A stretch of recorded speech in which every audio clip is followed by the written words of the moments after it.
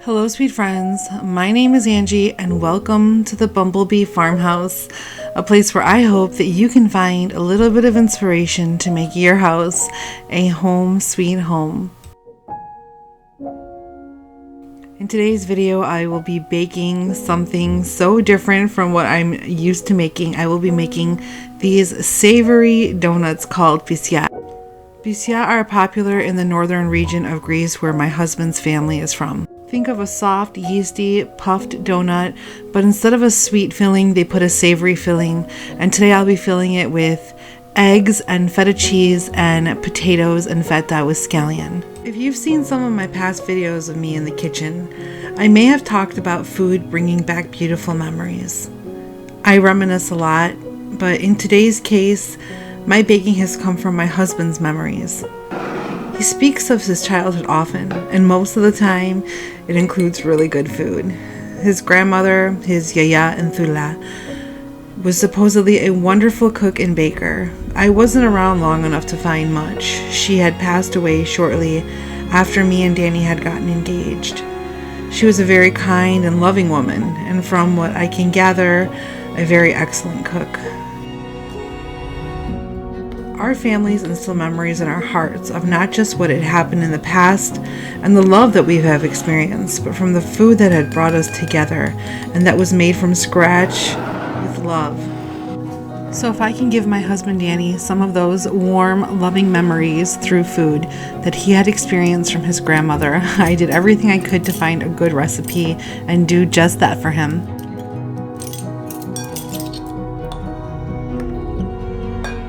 Sometimes making food from scratch is a labor of love. I wonder, is it a lost art? Sure, you can purchase yummy treats from the local grocery store or bakery, but there's something so wholesome and loving about creating something with your own two hands. Perhaps you can taste it when it's made with love, and maybe that's the difference. My husband always talked about these little puffed savory donuts, and I'm sure most countries have their own version of these. Think about a pierogi or a dumpling, a perfectly textured dough stuffed with delicious fillings. I never grew up with these. The regions of Greece where my parents are from did not have these, but listening to my husband Danny talk about these savory little pastries, I knew I had to make them for him. I wanted to bring back those loving memories of his grandmother for him by making these. I'll go ahead and link the recipe down below in the description box.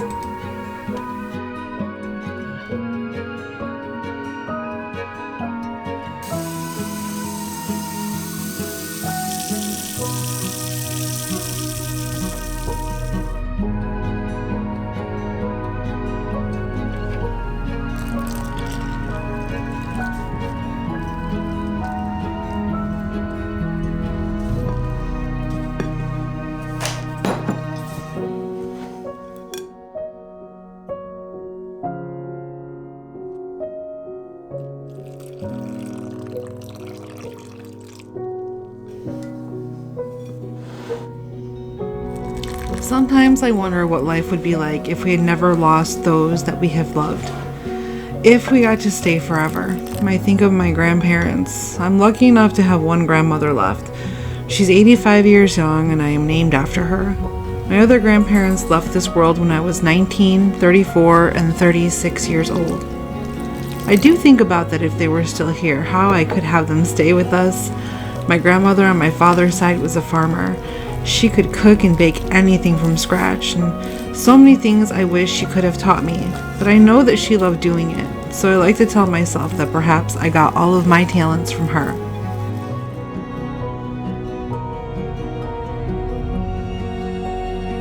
I wanted this food to make it feel like Danny received a warm and loving hug, and I really do believe that food can do that to you. Not only was this his version of comfort food, since this is something he grew up with, but just knowing that it brought back a little piece of his grandmother to his mind while eating it, well, that just put a smile in my heart. So what makes you think of your childhood? What was that one meal or that one special certain type of food that maybe somebody that you love that is no longer here anymore used to make? And when you think of that dish or that certain type of food, it brings back warm and loving memories and that feeling of comfort while you're eating it. There's not a thing that I would change. When I look back on every day, I count the blessings that became, like when the drought needed the rain, when the winter nights were frozen cold, reaching for a hand to hold, I found you. So the recipe calls for kneading out this dough for about 8 minutes until the dough is completely smooth, and then you just form it into a round ball and then you let it rest for a while. It wasn't hard to knead out at all. It was a very soft and pliable dough, so I feel like anybody could make this. Also, the dough itself isn't super savory. It's very neutral on the palate. It just tastes like a really nice fluffy dough once it's fried up. So I was thinking about even maybe possibly making them with a sweet filling next time. And I know this is a traditional recipe where you put savory, but sometimes it's good to change things up, and who's to say that you can't have fun in the kitchen? So I think next time I might definitely try doing a sweet recipe with possibly maybe some fruit or some chocolate and see how that turns out, and then just dusting some powdered sugar on it. But I think sometimes recipes can be changed just a little bit and they could be made to your taste, and who's to say that you can't create something new and wonderful? There's nothing keeping us apart.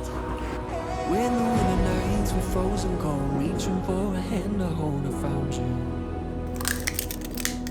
Howling north to south, from east to west, the emptiness that filled my chest without you. So I came across something online that I really liked, and it says baking is a lot like life. You do everything exactly as the recipe says, but still somehow you mess it up. Even though when you taste your creation, you can't even tell. It may not have turned out the way that you had wanted it to, but it's still good, and maybe, just maybe, it's even better than what it was originally supposed to be. Sometimes you have a recipe in mind, but God comes along, and you'll come to find. Sometimes life takes you down a different path than you had expected, so don't frown. Doesn't mean that it's wrong, but rather that it's just a new adventure that's waiting for you. You still get to go where you're going, but you're just going to take a new and different route that you didn't even know existed. You can do anything you set your mind to, from baking cookies to living life to its fullest. Believe in yourself, you got this. No matter what path you're on, you'll get to where you're going.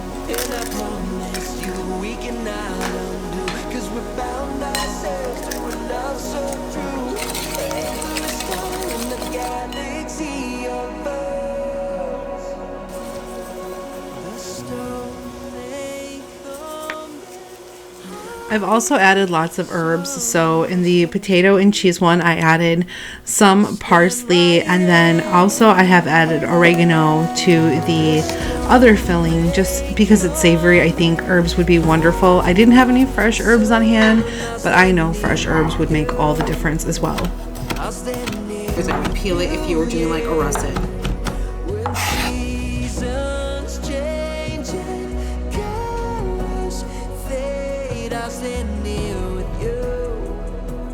I'll stand there with you, yeah. And as the winds of life blow back and forth, and as the winds of life blow back and forth, oh, oh, oh. And as the winds of life blow back and forth, I'll be your truth.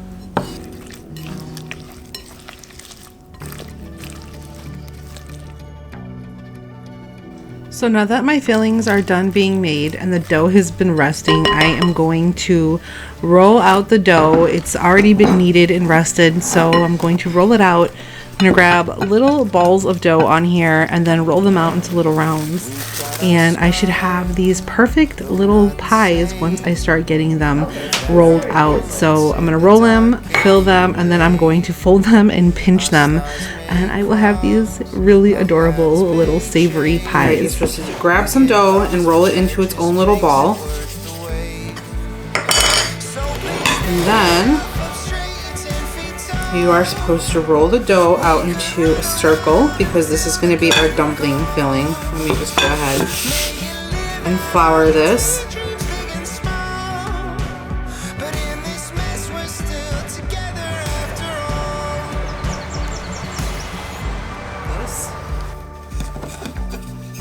Danny, you better be happy when you get home. This is a lot of work. So look outside to hear the rain. Anticipation feels so makeshift, ain't it strange? But we'll still Just going to take some and place it in the middle. They're so fleeting, temporary, meant to fade. How cute, they're little pies. Look at that. Going to pinch the ends in.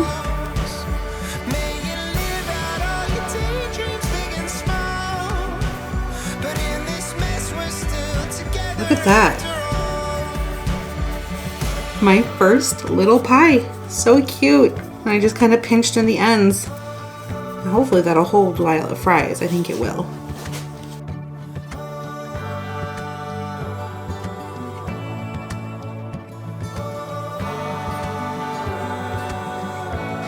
So I am making a big batch of these, and what's so great about these is as I'm making these, I will fry them up all together, but what's so great about them is that I can freeze them after they cool down, and I like to put these in a freezer safe bag, throw them in the freezer, and then enjoy them at a later date. So just defrost them, and then you can lightly reheat them in the oven or have them at room temperature once they thaw out, or you can even just pop them in the microwave just to warm up for a few seconds, and they are so good.